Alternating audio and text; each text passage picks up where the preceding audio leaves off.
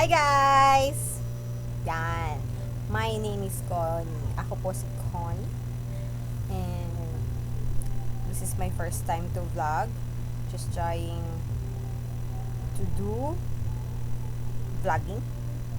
Tama ba yung word ko? Yun. Gusto ko lang i-try mag-vlog. Anyway, hindi kasi akong manood ng mga vlogs.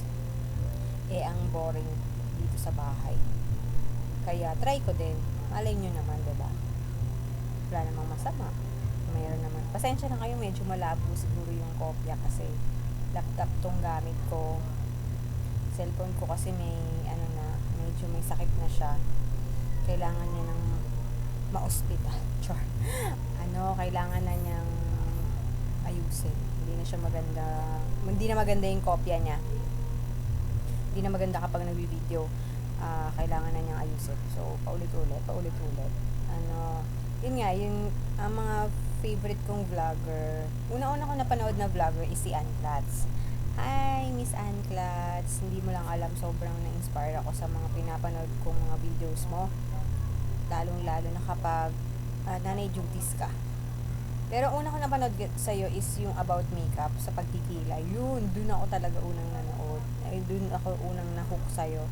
Tapos, yun na, sinunod-sunod ko na, lahat na ng mga vlog mo tinignan ko na. Nakaka-addict pa ng manood ng vlogs, guys. Tapos, yun, after nung kay Ann Clatz, na-discover ko, na-discover daw. Na-discover ko naman si Simply Race. Medyo, young naman niya. Nasa mid-26 pa ata si Miss Race, yan. Anyway, 35 years old na pala ako, guys. And I'm so proud na 35 na ako. Wala na ako sa kalendaryo. Yun. I have 3 kids. Actually, hindi na sila. Isa na lang ang kid ko. Yung dalawa is binata na. 16 na yung eldest ko. Tapos my youngest is 9 years old. And then, my middle is 15. Wala dito yung husband ko. So, yun, try ko lang mag-vlog. Yun na yung isa kong, yung bunso ko nandyan na mahilig din yung humarap sa camera, so mamaya makikita niyo siya. Tapos naligo kasi. Yun nga, hairdresser. Nag-aral ako ng cosmetology. Since then, gumraduate ako ng 2013. Yun, tinry ko muna sa mga pinsan. Ganun, syempre, malakas loob mo kapag mag-anak mo, diba? Yung try.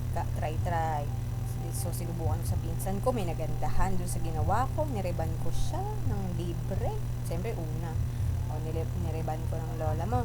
Lagi may nakakita, so, gumaya. Siyempre, pag di mo na ka mag-anak, may konting bayad na yan. At, siyempre, bibili ka ng gamot o may mga gamit ka, kailangan mo rin yung ibalik, kumbaga, kailangan mo maibalik. So, yun, hanggang sa dumami na ng dumami, kumalat na ng kumalat, may nagpagawa, nasa gumawa na ako ng page ko. Yun, tapos nagme-makeup din ako, guys. Meron kasing may sponsor ng mga makeup ko. Binigyan niya ako ng mga makeup. Hi, tita! If sana mapanood mo tong vlog na to, I'm so grateful na binigyan mo ako ng chance na ganun kasi na lumakas yung loob ko na alam mo yun, na i-pursue yung mga gusto kong gawin. Lalo na pagpapaganda. Kasi actually nag-aaral ako ng cosme na yun. Gusto ko lang para sa sarili ko. Para hindi na ako pupunta ng salon. Ako na lang gagawa sa sarili ko. Kasi para iwas gastos, diba? Yes. Yung pag-makeup, nag-makeup na talaga ako before. Parang na-enhance lang siya. Watching videos. At saka syempre, nag-aral pa ako. Ano pa talaga yung proper na gagawin pag nag-makeup ka. Tsaka hairstyling, ganyan. So, yun. Since then, may nakakita ng gawa ko, kumalat na din, may nagpa-makeup na rin ng iba, hanggang sa nakita na yung page ko, nagkaroon na ako ng mga clients na hindi ko personal nakilala, nagustuhan, referral lang din.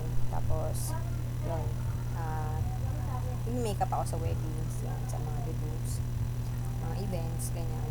Tapos, kumakanta rin ako, guys, before. Passion ko talaga yung pagkanta. Sobrang love ko.